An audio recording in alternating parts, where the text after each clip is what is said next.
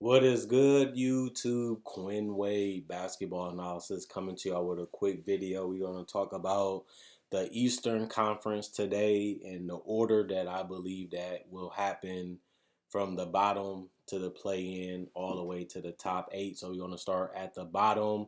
This is all for fun as we don't know what's going to happen.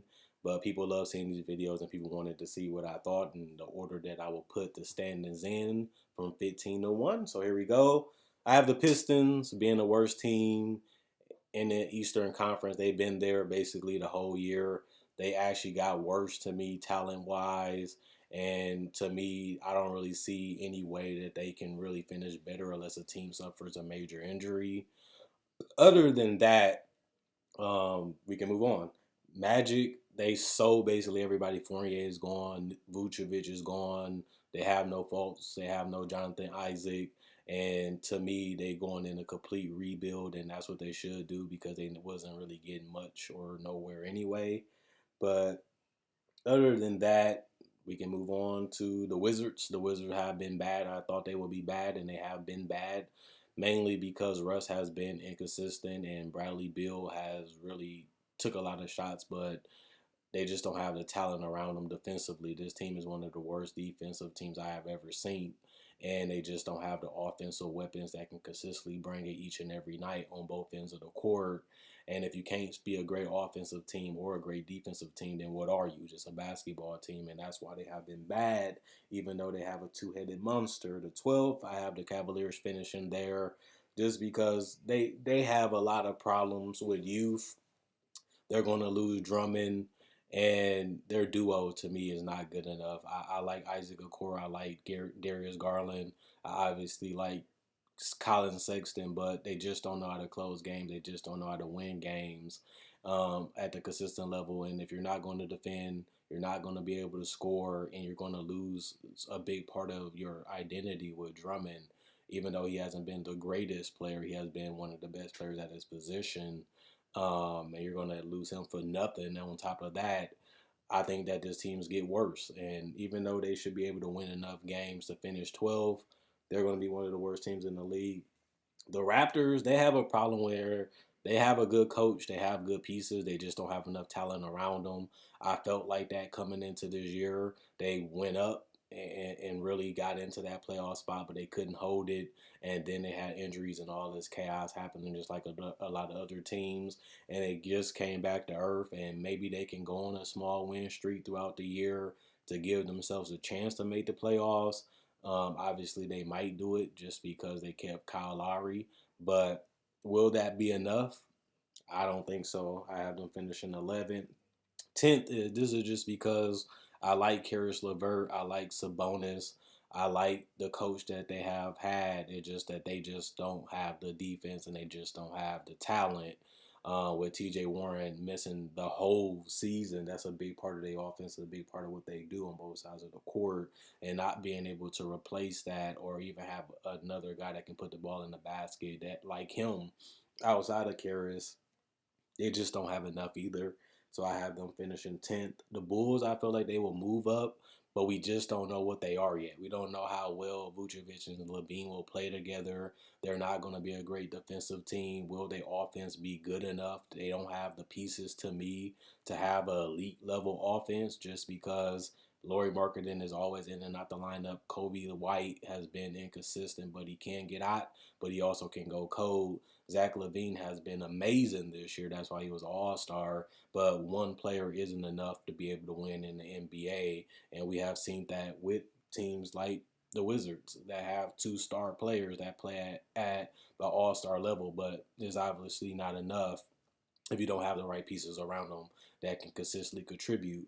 And I just don't see the Bulls having that on an everyday basis to make it to the playoffs. But they have a shot. That's why they're in the playing. The Hornets, I have them finishing eighth. I would have never said that coming into this season, but it's actually reality. Right now, they're fourth. I don't see them holding that spot as they have a lot of guys that are inconsistent that can be hot one game and cold the next game. But other than that, they play hard. That they really play well together. They well coached. It's just the talent and the consistency on both ends of the court is just not there enough for me to see them finishing as a top 5 seed in the East. I just don't see it. Um, the seventh is the same with the Hawks. They're not a great defensive team, but they also not an elite offensive team.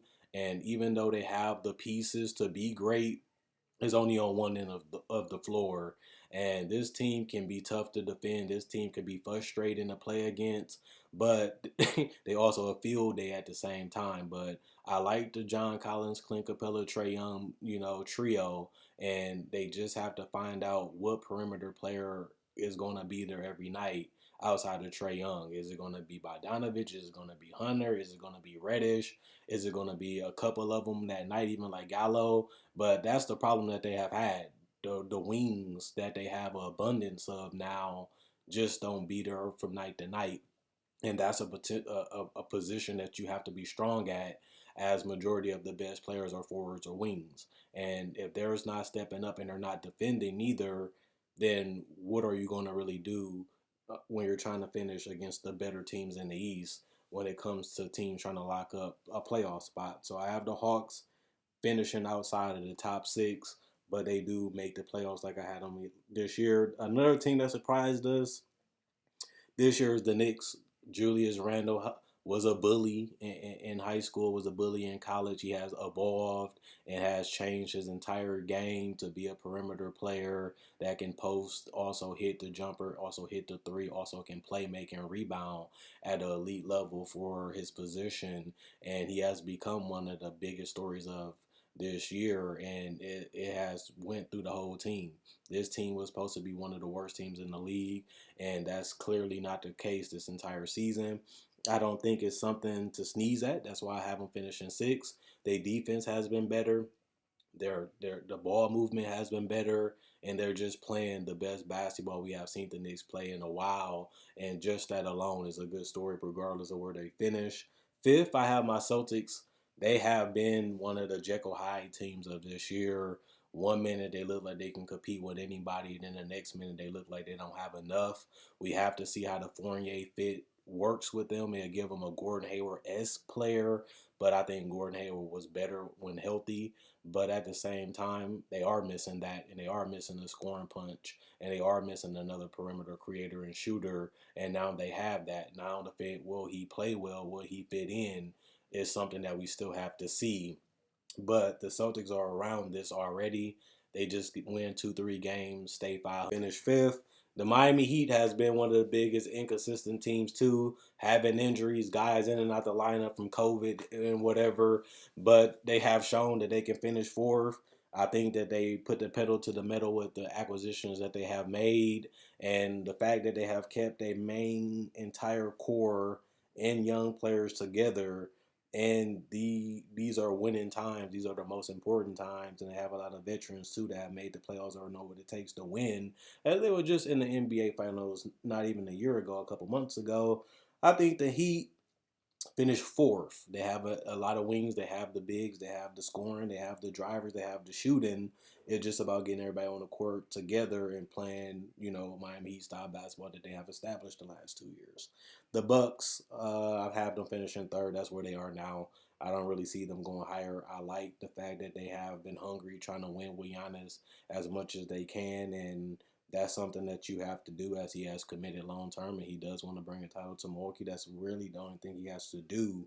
But I just don't see them being great. I see them some nights, they look amazing. I see them some nights and they look like a team that's not a contender. They are a team that is a dark horse. You know that they're good. You know they have an MVP candidate, but do they have enough will? Do they have enough girth? Do they have enough mass to do what they have to do to win games at a consistent, dominant level? We seen that 2 years ago. We haven't seen that this year. I think that's why I have them third compared to the other 2 years.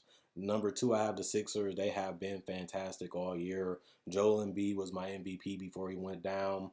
You also have big Tobias Harris stepping up now. You have Ben Simmons showing out as the season is coming to an end. And you have great role players. They have guys that have stepped in, accepted their role, played their role, and has really balanced out the whole entire team from bench to starters.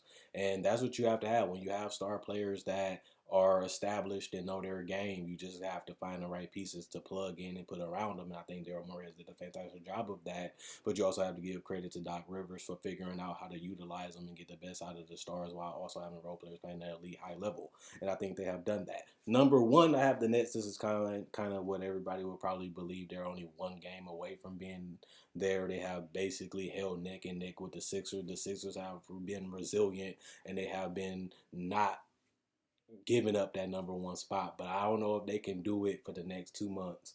I don't know. But what I do know, Harden can get you there. He has led a team to a 60-win team. Kevin Durant has led the team to a 59-win team, and Kyrie has been the best player on the playoff team. And when you combine all three of them with LaMarcus Aldridge, with Blake Griffin, with DeAndre Jordan, with Joe Harris, and the talent just keep coming and coming and coming and coming to the point where it's just crazy how much talent they had compared to 2 years ago, and what they have now is incredible. How much they have changed within 1 year of having Kevin Durant and Kyrie. The whole team is different. The coaching staff is different. The whole brand and the identity and the play is different. And now it's just about, can you finish number one and can you finish with a title? That's what we have to see with the Nets. And I have them finishing number one. Other than that, I'll be back to y'all with the LaMarcus Aldridge joining the Nets. So that's to give you reasons to subscribe and look forward to other videos for Sunday. And I'll be back with another video. Quinn Wade, Basketball Analysis, signing out.